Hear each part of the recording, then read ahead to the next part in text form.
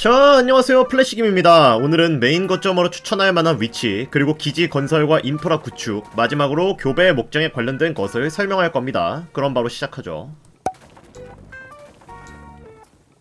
이제부터 첫 번째 거점을 철거하고 이사를 갈 겁니다. 그리고 이사한 곳을 메인 기지로 삼을 거예요. 좌표 마이너스 257, 마이너스 363 지점인데 이 지점은 제가 시청자들과 여러가지 의논을 하고 고민을 하며 선정한 좌표입니다. 우선 이 좌표의 장점은 근처에 철광석이 있다는 것, 두 번째는 방어가 유리하다는 점입니다. 이곳 역시 습격대가 공격을 해오는데 습격대가 고지대로 올라오지 못하고 이런 식으로 벽에 낑기게 됩니다. 저희는 이 밑으로 내려가서 이 친구들을 잡고 전리품을 챙기면 돼요. 또한 근처에 헤로롱 이라는 펠이 많이 있는데 이 친구는 암시장에게 비싼 가격에 판매할 수 있고 고급 펠 기름이라는 후반부 필수 재료 중 한 가지를 떨굽니다. 기지를 건설하기에 땅이 좁은 것도 아니고요. 그래서 이곳에 기지를 건설할 겁니다. 토대를 만들어서 보다 깔끔하게 만들어 보겠습니다. 그게 버그가 일어날 확률이 줄어들기도 하고요. 펠 박스를 건설하시고요.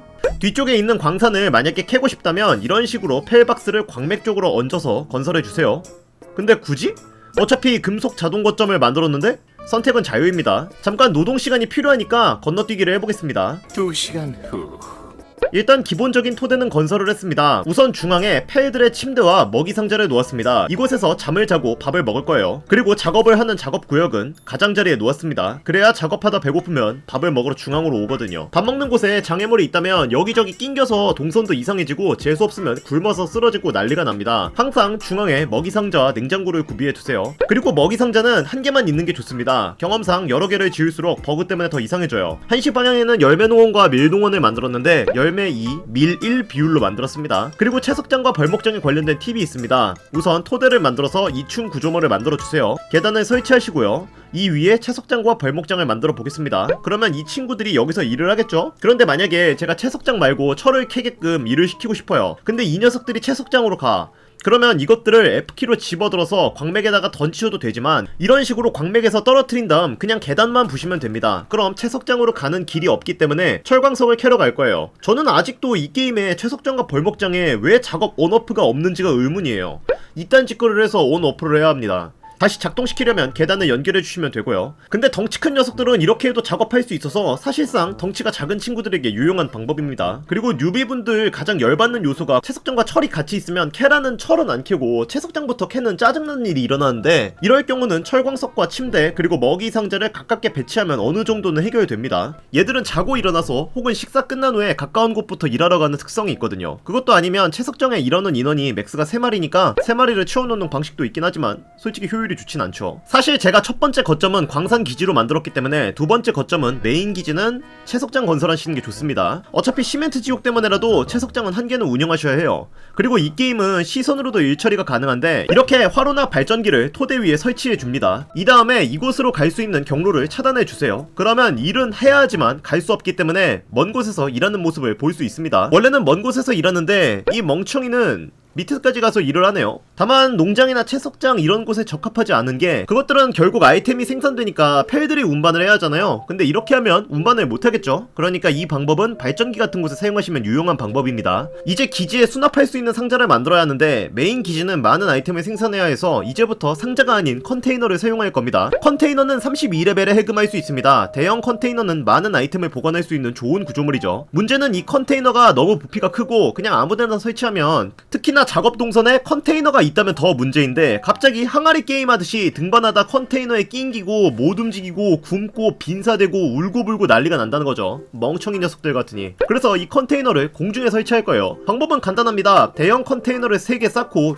밑에 있는 것을 부수는 거죠. 반드시 컨테이너를 쌓는 형식으로 건설을 하셔야 하는데 일반적으로 토대를 건설 후에 컨테이너를 설치하고 밑에 있는 토대를 부숴버리면 공중에 설치된 컨테이너까지 부서집니다. 제가 직접 실험해봤어요. 공중에 컨테이너를 설치했을 때 장점이 하나 더 있는데 저희가 작업 라인에서 일을 마치고 작업물 혹은 가공품을 잔뜩 가지고 있으면 몸이 무거워서 움직이지 못하잖아요. 하지만 공중에 있는 저 컨테이너는 갈고리 총으로 맞추기 쉬운 훌륭한 표적이거든요. 갈고리 총으로 컨테이너를 맞춰서 올라가시고 그 이후 재료들을 컨테이너에 넣는 겁니다. 갈고리 총은 무기 취급이라 슬롯에 넣고 그냥 좌클릭하면 돼요. 일반 갈고리 총을 기준으로 한 번 쏘면 10초의 쿨타임이 있긴 한데 총을 쏜 다음 빼고 다시 장착하면 쿨타임이 다시 초기화가 됩니다. 이 점은 앞으로도 자주 이용하게 될 요소니까 꼭 상기해 주시길 바랍니다. 합니다. 아 그리고 만약에 집을 복층으로 만들어준다면 소형 펠은 한 칸이면 충분하지만 중형은 2칸, 대형은 4칸 이상의 공간을 확보해줘야 AI가 고장이 안 납니다. 꼭 명심해주세요. 애들 낑겨서 바보 되는 거 보시면 게임하다가 뒷목을 잡게 되실 테니. 이제 여러분은 철 거점에서 금속도 꾸준히 보급받고 있고 메인 기지도 기반을 만들으셨겠죠. 이제 그러면 목장을 운영하셔야 합니다. 그래야지 케이크를 만들 수 있고 그래야 배양 목장을 운영할 수 있어요. 아 지옥의 굴레에 들어와 버렸구만.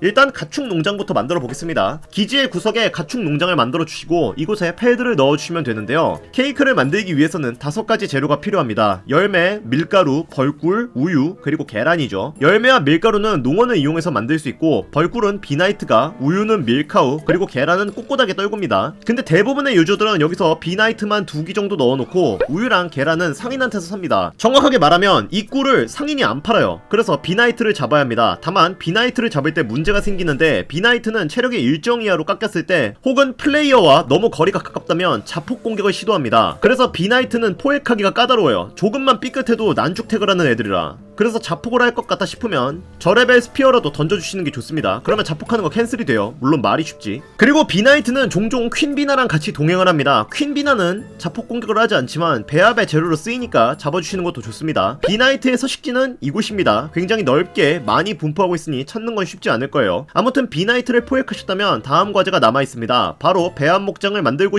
지만 이 짓거리 하기 전에 거점을 좀 더 업그레이드 해야 합니다. 여러분들 보통 배합 목장에서 사람들이 입 모아서 꼭 뽑아라고 하는 펠이 뭔지 아시나요? 바로 아누비스입니다. 수작업 레벨 4인 아주 유능한 펠로서 이 친구가 있다면 거점이 훨씬 더 윤택해져요. 근데 이 친구 뽑더라도 뭐 생산 라인이 있어야 뽑아먹을 게 있잖아요. 그래서 우선적으로 제작 라인을 만들 겁니다. 스피어 제작 라인을 만들어 주시고요. 이 제작 라인은 그냥 가로로 겁나 길고 효율이 좋은 제작대라고 생각하면 돼요. 다만 작동시키려면 전기가 필요합니다. 그래서 발전기를 만들어야 해요. 다행히도 발전기는 무선으로 제작대에 동력을 공급합니다. 그래서 일단 설치만 하면 기지가 공격받고 있습니다. 잠시만요. 일단 급한 보일부터 끄겠습니다. 이 밑으로 내려가서 이렇게 불로 좀 지져주도록 하죠. 거점 위치가 참 좋죠? 이런 거 보면 다시 위로 올라오겠습니다. 어쨌든 발전기를 설치해야 제작대를 굴릴 수 있는데 발전기니까 전기펠이 전기를 충전해줘야 합니다. 저는 조이 앤 일렉판들을 잡아놓았기 때문에 이 친구한테 일을 맡겼습니다. 그리고 이제부터 상인들과 적극적으로 거래를 하셔야 합니다. 근처에 가장 가까운 상인은 작은 부락에 있는데요. 좌표는 89-491입니다. 이곳에 있는 상인은 의약품과 발화, 발전기관, 그리고 우유랑 계란을 판매합니다. 그래서 목장 운영할 때 이 친구한테서 계란과 우유를 구입하면 돼요. 구입하는데 돈이 들어가지만 이 돈 버는 방법도 나중에 제가 설명을 드리겠습니다. 우선은 발전기부터 설치해주세요. 이제 조이가 발전기를 충전해 줄 겁니다.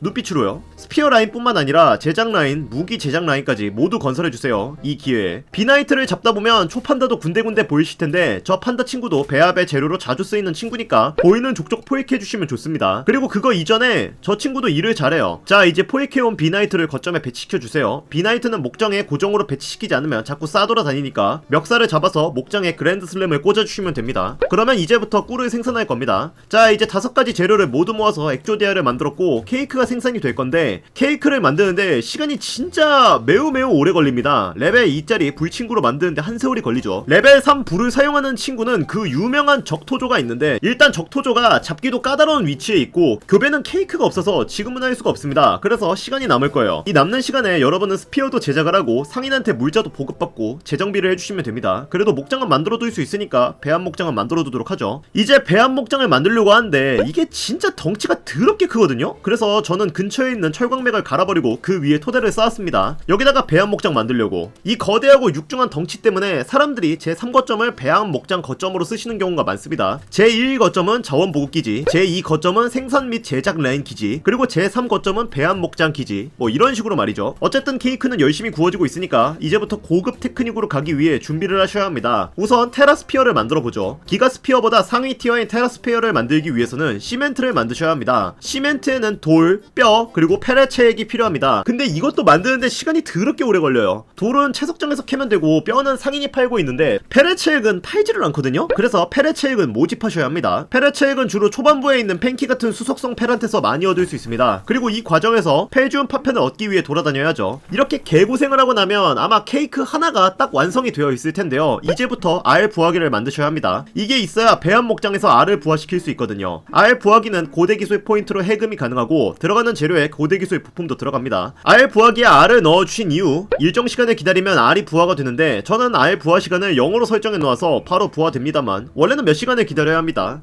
그마저도 알이 좋아하는 환경을 다 맞춰줘야 해서 까다로울 거예요. 필드를 돌아다니면서 얻은 알들을 알 부화기에서 부화를 시켜주시다 보면 특수한 펠들이 나오게 되니까 기회가 된다면 틈틈이 부화를 시켜주세요. 케이크는 고작 한 개밖에 안 만들어졌지만 이 케이크를 배합 목장에 있는 상자에 던져 놓읍시다. 배합 목장에 넣어놓은 케이크는 유통기한이 무한이 되어서 썩지 않습니다. 처음에 저희가 만들 펠은 그 아누비스입니다. 페로엘드는 아누비스를 얻기 전과 그 후로 나뉜다라는 명언이 있을 정도로 아누비스는 엄청난 효율을 자랑하는데요. 아누비스를 조합하기 위해 자주 사용되는 조합은 팽킹 플러스 불무사 혹은 루미카이트 플러스 헤로롱입니다. 근데 전 루미카이트와 헤로롱 조합으로 갈 거예요. 팽킹과 불무사 조합은 보스끼리 합치는 거여서 특성작 하려면 좀 오래 걸릴 것 같아서 말이죠. 루미카이트는 해당 위치에 많이 서식하고 있고 헤로롱은 지금 있는 거점 근처에 많이 서식하고 있으니 문제 없습니다. 자, 이제 잡아온 이 녀석들을 배합 목장에다가 던져 넣읍시다. 이거 당연한 얘기겠지만 서로 다른 성별이어야 교배가 가능해요. 교배는 현실 시간으로 20분이 소요되고 이것은 알처럼 0으로 단축할 수 없으니 인내심을 가지셔야 합니다. 케이크 한 개당 알 한 개를 낳게 되고요. 자식은 부모 개체의 유전자를 일정 확률로 물려받습니다.